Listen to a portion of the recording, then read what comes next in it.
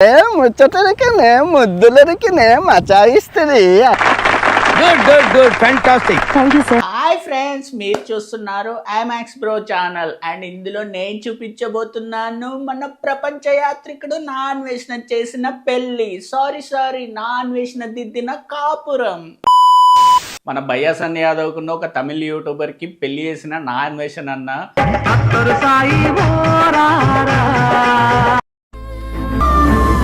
Final గా మీరు ఈ వీడియో చూసాక నాకు అసలు నవ్వాలా ఏడవాలా అసలు నాకు ఏం అర్థం కాలేదు ఫ్రెండ్స్. నిన్న బయ్యాసన్ యాదవ్ పెట్టిన వీడియోకి నాన్ వేషణ అన్నకి ఆవేశం వచ్చి ఎక్కడో కాలినట్టుంది.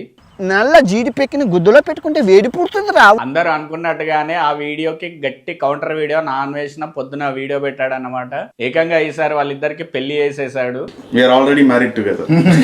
నేనంతా ఆటగాళ్ళు తయారు చేస్తుంటే మీరేంట్రా శకగాలు అవుతారు.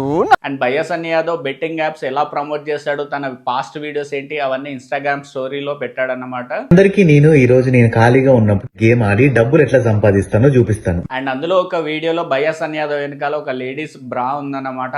ఆ బ్రా నువ్వు వేసుకుంటావా లేకపోతే ఆ తమిళ యూట్యూబర్ వేసుకుంటాడా, ఎవడు వేసుకుంటాడో చెప్పండి రా, అసలు మీ ఇద్దరికి పెళ్ళి ఎప్పుడైంది, ఏంటి కట్నం తీసుకున్నావా లేదా అని ఒక నెక్స్ట్ లెవెల్లో ట్రోలింగ్ చేశాడు భయ్య. మామూలుగా లేదు వీడియో అయితే.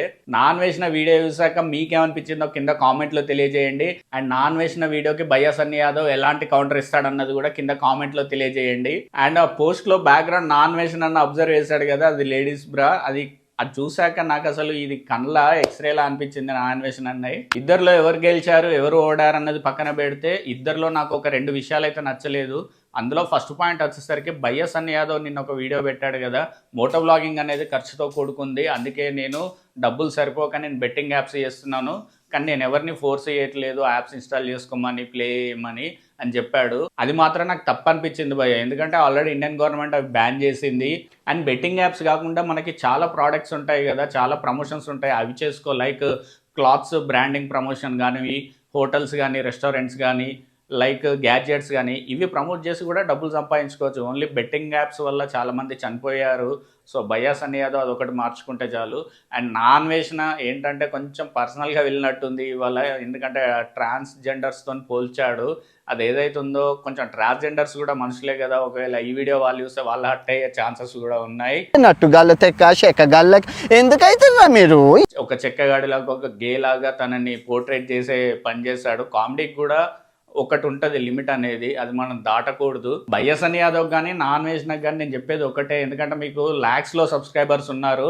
సో వాళ్ళు మిమ్మల్ని చూసి ఇన్ఫ్లుయెన్స్ అవుతూ ఉంటారు. దయచేసి పబ్లిక్ ప్లాట్ఫామ్లో ఇలాంటి గొడవలు అనేటివి మంచిది కాదు. పబ్లిక్ చాలా ఎంజాయ్ చేస్తున్నారు వాస్తవానికి మీ గొడవల వల్ల. మీలో మీరు కొట్టుకొని చావండి, నన్ను ఎంటర్టైన్ చేయండి. మరి ఇందులో నుంచి మరి ఏం నేర్చుకుంటున్నారో ఏమో నాకైతే తెలియదు. అండ్ బయ్యాసన్ యాదవ్ ఎలాంటి కౌంటర్ ఇస్తాడు అనేది మీరు కింద కామెంట్లో తెలియజేయండి.